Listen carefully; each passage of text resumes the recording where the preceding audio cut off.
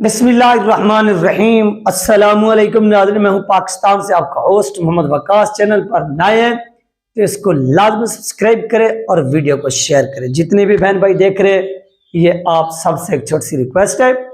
तो आज की वीडियो में नाज़रीन बात होगी जो गुज़श्ता रात कश्मीर के अंदर एक जलसा हुआ साद शरीफ साहब का, उसके ऊपर, और इसके साथ साथ आर्मी चीफ साहब की जो फ़लस्तीन के सफ़ीर है उनसे मीटिंग हुई, मुलाकात हुई, उसके ऊपर ये दो टॉपिक हैं।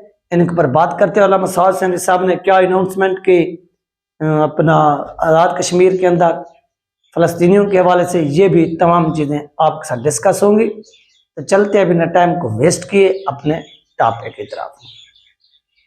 नाज़रीन, तहरीक लबैक पाकिस्तान के अमीर अल्लामा साद शरीफ साहब की ज़ेरे सदारत, यानी सदारत इन्होंने की, एक कश्मीर के अंदर बहुत बड़ा जलसा हुआ, बहुत बड़ा जलसा हुआ। ये आप मनाजर भी देख सकते हैं, इसमें कोई शक नहीं है।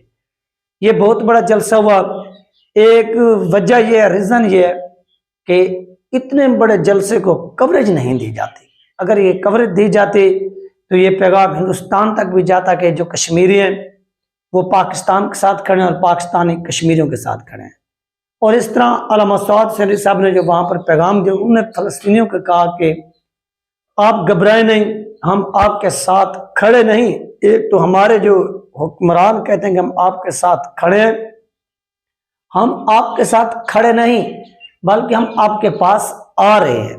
आने में और खड़ा होने में काफ़ी फ़र्क है। यानी पाकिस्तान में आप खड़े हो जाए और खड़े होकर जितने भी नारे लगाएं, जितने भी जलसे करें, जितने भी जुलूस निकालें, उसका जो क्या होता है इम्पैक्ट है, जो असर है, वो किसी भी सूरत नहीं पड़ सकता है इजराइल के ऊपर या फ़लस्तीनियों के ऊपर, कुछ भी नहीं। अगर यहाँ से कोई जंगी हथियार, कुछ फौजें वहाँ भेजी जाएं, कहाँ, फ़लस्तीन के अंदर फ़लस्तीनियों की मदद के लिए, तो इस चीज़ का जो फ़र्क है वो पड़ेगा किसके ऊपर पड़ेगा? वो इजराइलियों के ऊपर भी पड़ेगा, फ़लस्तीनियों के ऊपर भी पड़ेगा। ये अल्लामा साद शरीफ साहब ने कहा कि आप घबराएं नहीं। ये जो उन्होंने नाज़रीन इशारा किया, ये इशारा मिलियन मार्च का किया, और मिलियन मार्च की जो तैयारियां हैं वो इस वक्त अरूज पर हैं। इसमें कोई शक नहीं है, कोई शक नहीं है कि मिलियन मार्च की जो तैयारियां हैं वो पाकिस्तान के अंदर तहरीक लबैक पाकिस्तान अरूज पर यानी कर रही है। और आपके लिए एक खबर यह भी है कि ये मिलियन मार्च बहुत से लोग पूछ रहे हैं कि कहाँ पर होगा, कैसे होगा। इस चीज़ का डिसीजन जो है ना वो साद शरीफ साहब ने करना है कि ये कहाँ पर होगा और कैसे होगा। लेकिन एक बात मेरे पास जो पहुंची है वो मैं आपके साथ शेयर करता हूं कि ये मिलियन मार्च एक बहुत बड़े शहर के अंदर होगा और एक जगह पर होगा जहां पर पावर शो, यानी एक पावर जो ना आवाम की ताकत जो ना वो जहर की जाएगी, वो दिखाई जाएगी। अब फर्ज करें ये मिलियन मार्च लाहौर के अंदर भी हो सकता है, यानी ये शुरू हो दाता रहमतुल्लाह अलैह के दरबार से अल्लामा खादिम साहब रिजवी रहमतुल्लाह अलैह के मिज़ार तक, ये भी हो सकता है। नंबर 2, ये मिलियन मार्च रावलपिंडी में यानी लियाकत बाग से लेकर फैजाबाद तक भी हो सकता है।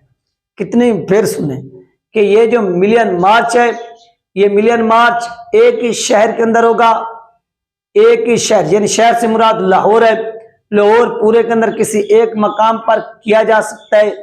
और ये ऐसा नहीं है कि बस जैसे हम पहले सोच रहे थे या समझ रहे थे कि ये मार्च जो है ना वो लाहौर से शुरू होगा और ये लाहौर से स्टार्ट होता होता फिर आहिस्ता आहिस्ता आगे बढ़ते बढ़ते बढ़ते इस्लामाबाद तक जाएगा, या कराची से शुरू होगा, या पेशावर से, या क्वेटा से, या मुल्तान से।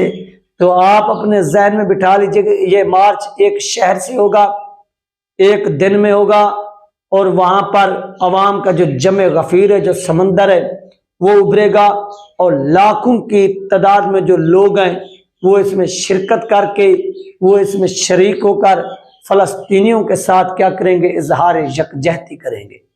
ये वो मार्च होगा। और वहाँ पर यानी होगा जहाँ पर जो इसका असर है वो हुकूमत पर भी पड़े और फ़लस्तीनियों पर भी पड़े और इजराइलियों पर भी पड़े। ये वो नाज़रीन मार्च है। ये मैंने आपको जो बात बताई है, हो सकता है कि इस मार्च का जो मिलियन मार्च का जो एक ऐलान है वो आज भी हो जाए, वो कल भी हो सकता है, वो परसों भी हो सकता है, यानी ये किसी भी वक्त अनाउंस किया जा सकता है। और इसमें ये जो देर हो रही है वो इस वजह से हो रही है। आप देख रहे हैं कि साउद शरीफ साहब ने अपना पहले बलूचिस्तान के अंदर जलसा किया, फिर सिंध के अंदर यानी कराची किया, फिर कराची से पंजाब के अंदर, फिर पंजाब से जनूबी पंजाब के अंदर, फिर जनूबी पंजाब से कश्मीर के अंदर। यानी वो बैठे हुए नहीं है बल्कि वो अवाम के मुतहर्रिक कर रहे हैं कि पहले अवाम को मुतहर्रिक करो, अवाम के अंदर फ़लस्तीनियों का जो एक मसला है या नजरिया है या उनकी एक जदोजहद है वो बयान करो, और उसके बाद ये मिलियन मार्च करो ताकि अवाम इसमें शिरकत करके ये जवाब दे उन कुव्वतों को जो फ़लस्तीनियों का रास्ता जो है वो रोकना चाहती हैं, उनको दबाना चाहती हैं। ये उन तक जो है वो पैगाम पहुंचे। ये कौन कर रहे? ये साद हुसैन रईस साहब कर रहे हैं। और साद हुसैन रईस साहब का ये इस तरह के जो इकदाम है ये बहुत बड़े इकदाम है, और इसको जितने भी सराहा जाए नाज़रीन वो ऐसा समझ लें वो कम है। दूसरी तरफ से army chief general Asim Munir साहब ने क्या किया? एक बहुत बड़ी मीटिंग की है। किसके साथ? फलस्तीन के सफीर के साथ। और वही चीज बयान की है जो साद हुसैन रईस साहब ने की है। साद हुसैन रईस साहब के उसी मौक़िफ़ को दोहराया है, और उन्होंने जो पैगाम दिया उन्होंने कहा कि देखिए हम फलस्तीनियों के साथ खड़े थे, खड़े हैं और खड़े रहेंगे। हम फलस्तीनियों की अस्करी तो नहीं, एक जो थी ना वो फौजी मदद, फौजी तो नहीं, मुआशी भी करेंगे, मुआशरते भी करेंगे, सियासी भी करेंगे, सफारते भी करेंगे। यानी एक चीज को निकाल कर, वो कौन सी है? अस्करी। अस्करी को आप हटाकर मुआशरे के अंदर फलस्तीनियों का ऊपर होने वाले जुल्म को हाईलाइट करेंगे, पूरी दुनिया को दिखाएंगे। मुआशियत से मुराद जो उनकी अभी मुआशियत तबाह हुई है, जिस तरह से उनकी मुआशियत को इजराइल ने तोड़ के रख दिया है, बम जो है ना वो बड़े बड़े गिराए हैं, उनकी मुआशी मदद यानी यहाँ से कुछ माल वगैरह वहां पर भेजा जाएगा। फिर उनकी जो सियासी हिमायत है वो सियासी हिमायत यानी अक़वाम मुत्तहिदा के अंदर खड़े होकर भी हम मसला फ़लस्तीन को उजागर करेंगे, उनके हक में आवाज़ बुलंद करेंगे।